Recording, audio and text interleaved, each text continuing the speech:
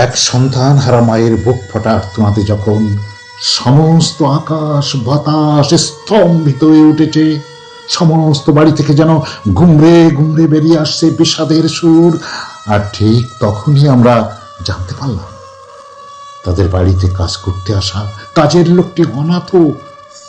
এক বুক ফাটা আর্তনাদকে পাথেয় করে বুকের মধ্যে পুষিয়ে রেখে ওই বাড়িতে পরম আনন্দের সঙ্গে পরম বিশ্বাসের সঙ্গে সবার সঙ্গে মিলেমিশে গৃহকর্তা গৃহকর্ত্রী তাদের ছেলে মেয়েদেরকে একেবারে আপন করে নিয়েছে, তাদের পরিবারের একজন হয়ে গিয়েছে। শুধুমাত্র নিজের ছেলের শোক ভুলে থাকার জন্য। আর ওই বাড়ির সন্তানহারা বাবার কি অবস্থা? হ্যাঁ, সেটা জানুন আমাদের আজকের শ্রুতি নাটক খোকার শোকে পাগলিনী মা শ্রুতি নাটকে। আর প্রতিদিনই তো লাইক কমেন্ট শেয়ার সাবস্ক্রাইবের কথা বলছি। আচ্ছা, নাইবা বললাম, আমি জানি ওটা আপনারা আজ করেই দেবেন। নমস্কার। তো শুনুন, এস সরকার সম্পাদিত, নির্দেশিত ও অভিনীত আমাদের আজকের শ্রুতি নাটক খোকার শোকে পাগলিনী মা।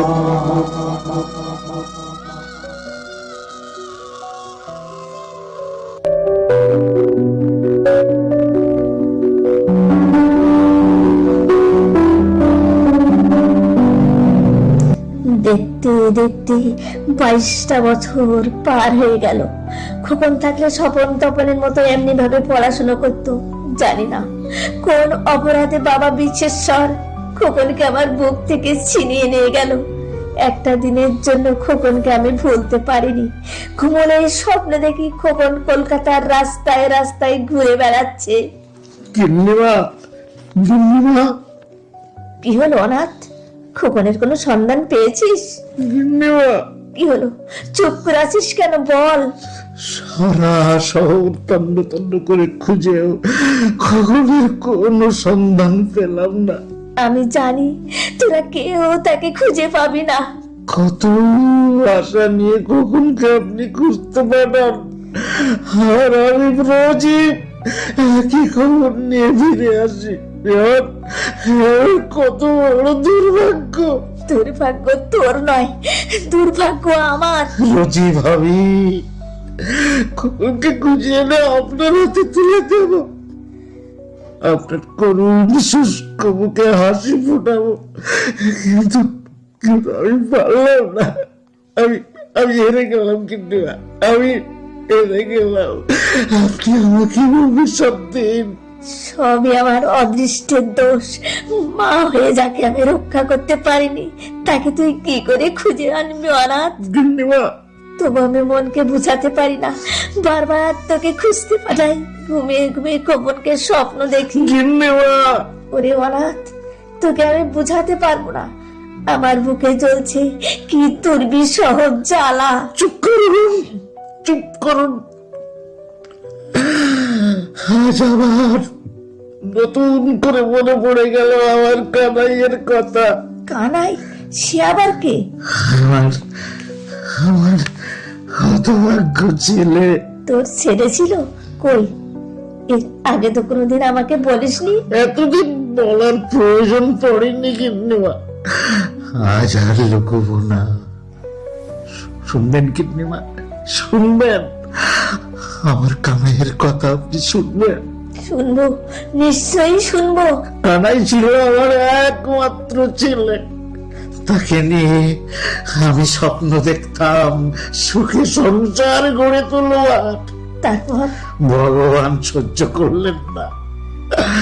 এলো কাল বৈশাখীর প্রচন্ড ঝড়, বললো আমার সব ঘর বাড়ি আর সেই বাড়িতে চাপা পড়ে মরলো আর কানাই। ও ভগবান! কানাইয়ের মৃত্যুর পর রাস্তায় রাস্তায় ঘুরে বেরিয়েছি। তারপর আপনাদের বাড়িতে চাকরের কাজ নিয়ে খোকাবাবুদের কোলে পিঠে করে মানুষ করেছি। কানাইকে ভুলে থাকবার জন্য পারিনি। পারিনি, কিন্তু আমি পারিনি এক মুহূর্তের জন্য। কানাইকে আমি বলতে পারিনি। অনাথ, চাকর হলে আমি তো মানুষ। সন্তান হারানো কি ব্যথা, তাই মর্মে মর্মে বুঝি কিনে আমি তো মর্মে বুঝি।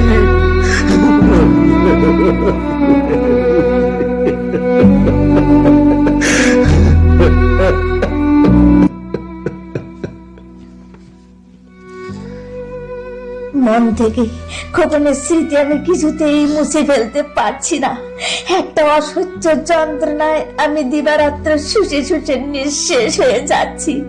জানি না কবে আমি শান্তি পাবো। না না বিমলা, শান্তি আর পাবো না বিমলা। কি হলো, আজ এত তাড়াতাড়ি অফিস থেকে ফিরে এলে? না, শরীরটা তেমন আমার ভালো নয়। ডাক্তার ডাকতে পাঠাবো? না না, তেমন কিছু নয়, এমনিতেই ঠিক হয়ে যাবে। আচ্ছা আচ্ছা বিমলা, কি পেলে তুমি শান্তি পাবে বলতে পারো? আজ হঠাৎ এ কথা বলছো কেন? না না, আজ বলছি না, মানে আমি কদিন ধরেই বলবো ভাবছি। আজ 22 বছর আমরা খোকনকে হারিয়েছি। এই 22 বছর তোকে আমি একটু হাসতে দেখিনি। খেতে বসে চোখের জল ফেলো, ঘুমিয়ে ঘুমিয়ে খোকন খোকন বলে চিৎকার করে ওঠো। আচ্ছা আচ্ছা বিমলা, তুমি কি একদিনের জন্য হাসতে পারো না? আমার আনন্দ হাসি খোকন চিরদিনের মতো চুরি করে নিয়ে গেছে। যে গেছে সে তো আর কোনোদিন ফিরে আসবে না বিমলা। আমি যে মা, ভুলতে পারি না। 10 মাস 10 দিন গর্ভে ধারণ করেছি। আমার সমস্ত হৃদয় সে অধিকার করে আছে। আমিও তো তার জন্মদাতা বাবা। তো স্বপন তপনের মুখ চেয়ে তাকে আমাদের ভুলতে হবে বিমলা। হ্যাঁ, বলতে হবে।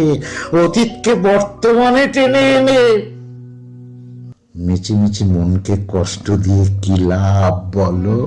বেশ, খোকনের চিন্তার আমি করব না। শুধু একবার ওই পাষাণ কালীর মন্দিরে 2 ফোঁটা চোখের জল ফেলে বলবো, আমার খোকনের যেন কোনো কষ্ট না হয়, সে যেন সুখে থাকে। বিমলা,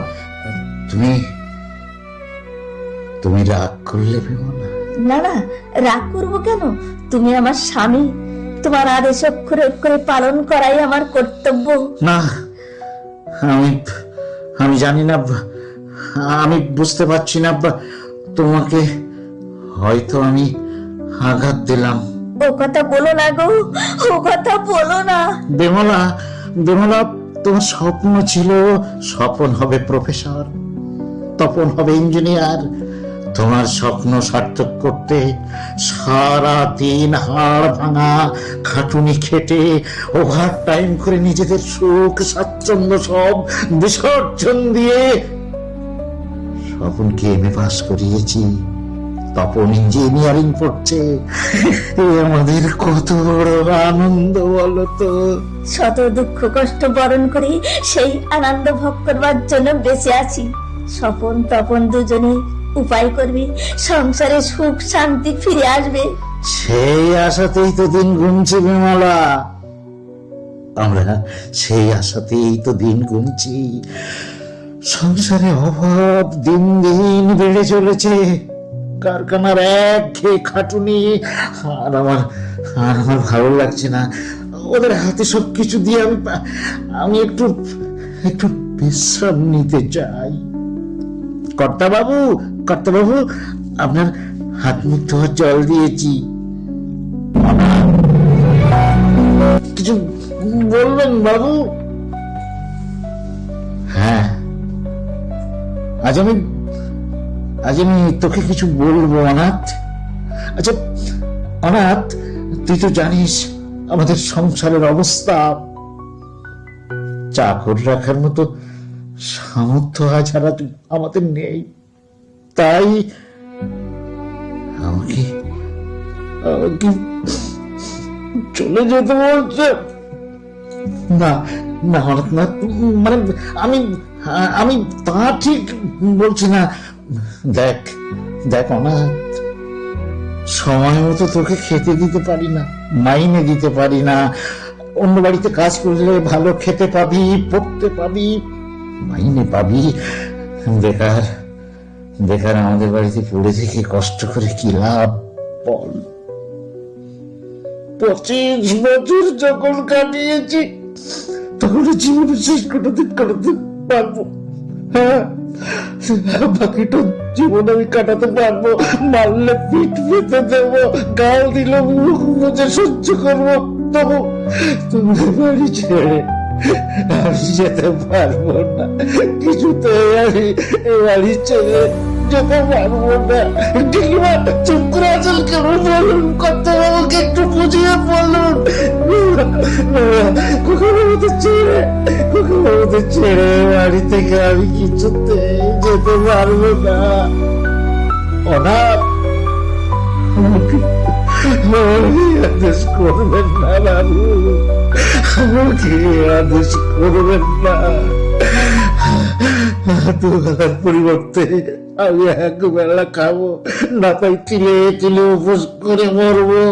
তবু নিজের সুখের জন্য খোকা বাবুদের ছেড়ে, গিন্নিমাকে ছেড়ে, আপনাকে ছেড়ে আমি কোথাও যেতে পারবো না, কোথাও যেতে পারবো না। তোমাকে একটু বুঝে পড়ুন।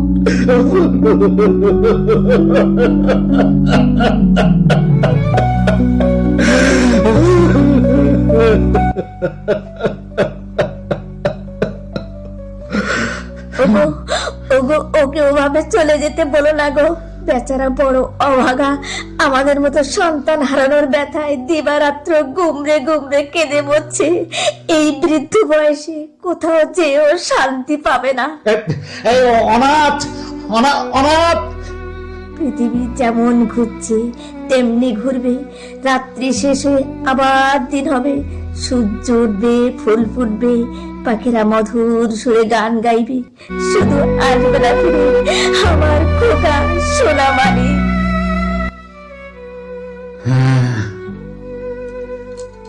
শুধু আসবে না ফিরে আমাদের কখনো সোনা মানিক। কখনো স্মৃতি কোনদিনই মন থেকে মুছে ফেলতে পারবো না। শুধু বিমলা কেন, আমিও পারবো না, আমিও পারবো না, কিছুতেই পারবো না।